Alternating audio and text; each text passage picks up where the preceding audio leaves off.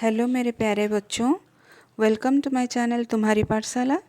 आज हम NCERT 6 class के अष्टम अध्याय सुक्ति स्तवक के क्वेश्चन आंसर डिस्कस करेंगे।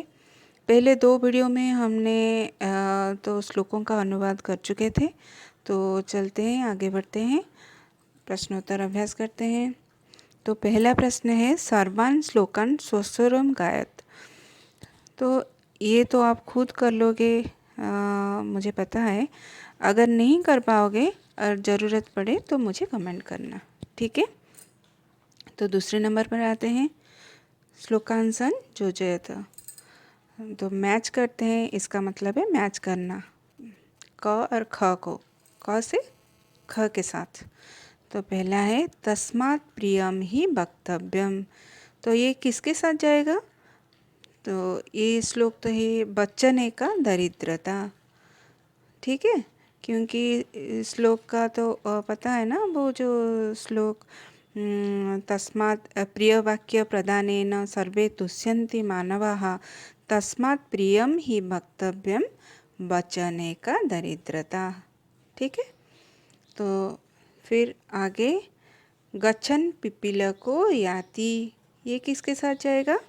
योजनानां सतान्यपि, ठीक है। प्रिय वाक्य प्रदानेन सर्वे तुष्यन्ति जन्तवः। श्लोकों में ये मानवः, ये जन्तवः भी हो सकता है। किम भवेत् तेन पाठेन जीवने यो न सार्थकः। हम श्लोकों का अनुवाद कर चुके थे, उसका ही एक खंडांश है।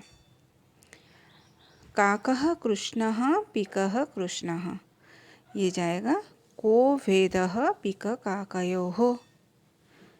बस हो गया। अब तीसरे नंबर पर आते हैं।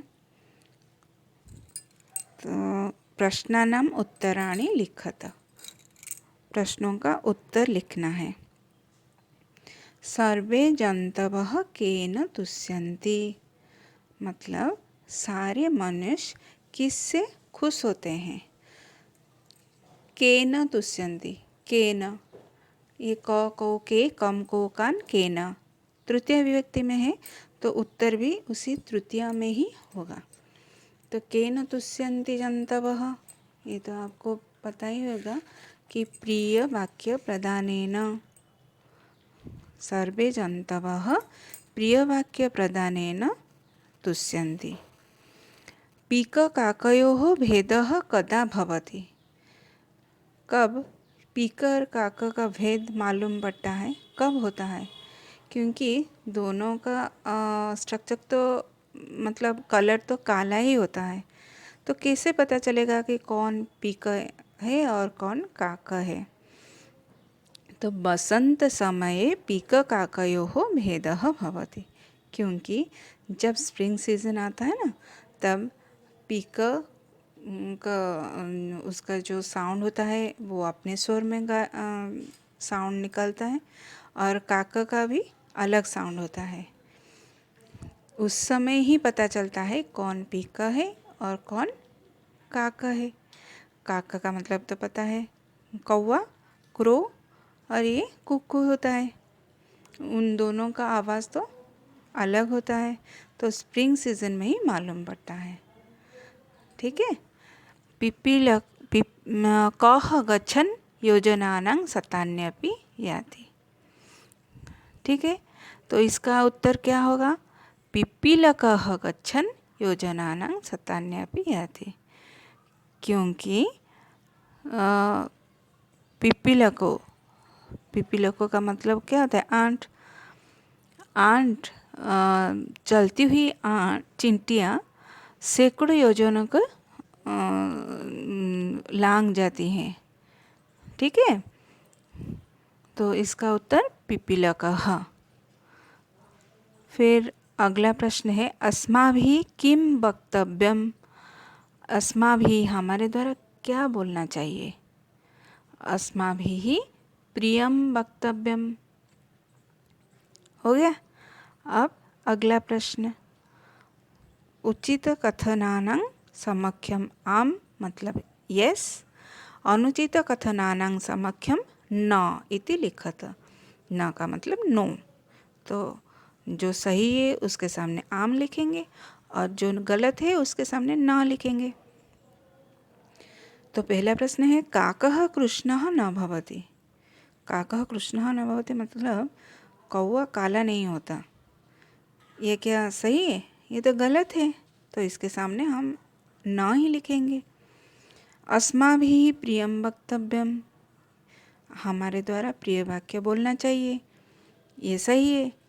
यस यानी आम। बसंत समये पिककाकयोः भेदः भवति, ये भी सही है। ये पहले हम डिस्कस कर चुके हैं। तो इसके सामने भी लिखेंगे आम। वैनतेयः पशुः भवति, ये तो गलत है क्योंकि वैनतेय का मतलब होता है गरुड़। गरुड़ एक पक्षी है। तो वैनतेयः पशुः अस्ति, ये गलत है। इसके सामने न लिखेंगे।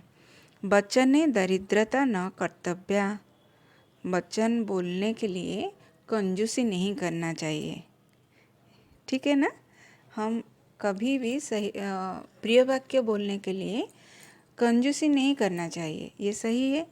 इसीलिए इसके सामने हम आम ही लिखेंगे।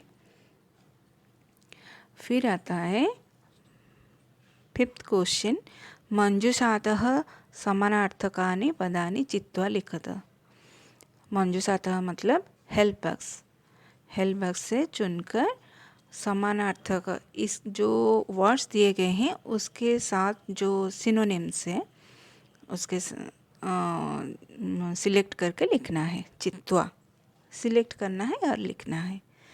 बच्चने, बच्चने ये तो सप्तमी विभक्ति में है, ये मालूम पड़ता है। तो यहाँ पर सप्तमी विभक्ति हम देखेंगे कौन से शब्द है। पहला है ग्रंथे एंड दूसरा है कथने। लेकिन बच्चने का जो वर्ड्स होता है, वर्ड्स का सिनोनिम तो ग्रंथे नहीं होगा। ग्रंथ का मतलब होता है बुक्स, तो कथन ही होगा। ठीक है। तो बच्चने का सिनोनिम्स का समानार्थक शब्द होगा कथने। फिर आता है वैनतेयः। मैं पहले बोल चुकी हूँ कि वैनतेय का मतलब होता है गरुड़। तो यहाँ पर वैनतेयः है तो हेल्प बॉक्स में क्या है गरुड़ः, तो इसका उत्तर होगा गरुड़ः। पुस्तके, पुस्तके का मतलब बुक, ये भी सप्तमी में है तो ग्रंथे है। मैं बोल चुकी हूँ कि ग्रंथ का मतलब बुक्स होता है। तो ग्रंथे सप्तमी एकवचन है। बालके जैसे अकारांत पुल्लिंग, उसी तरह पुस्तके ग्रंथे। रवेहे, रवि का मतलब है सूरज, तो रवेहे षष्ठी विभक्ति में है। तो यहाँ पर हेल्प बॉक्स में है ना सूर्य, सूर्यस्य षष्ठी विभक्ति, तो ये इसके साथ जाएगा। पीकः, पीकः का मतलब तो कोकिलः है। हो गया। अब है विलोम पदानि एंटोनिम्स। सार्थकः जाएगा निरर्थकः। कृष्णः श्वेतः, कृष्णः काला, श्वेतः सफ़ेद। अनुक्तम उक्तम। गच्छति आगच्छति, यहाँ गच्छति मतलब जाना, आगच्छति आ उपसर्ग लग गया है इसीलिए आगच्छति आना। तो गच्छति का एंटोनिम्स होगा आगच्छति विलोम पद। प्रदीपस्य दीपकस्य। अब हम पूरे क्वेश्चन आंसर को डिस्कस कर चुके हैं। अगर आपको समझ में आया, अच्छा लगा तो मुझे कमेंट ज़रूर करना। मेरे चैनल को सब्सक्राइब करना ताकि मैं और वीडियो डाल सकूं। अगर कुछ समझ में ना आए तो मुझे कमेंट ज़रूर करना और मैं उसे सॉल्व करने की कोशिश करूंगी। Thank you. अगले वीडियो में फिर मिलेंगे।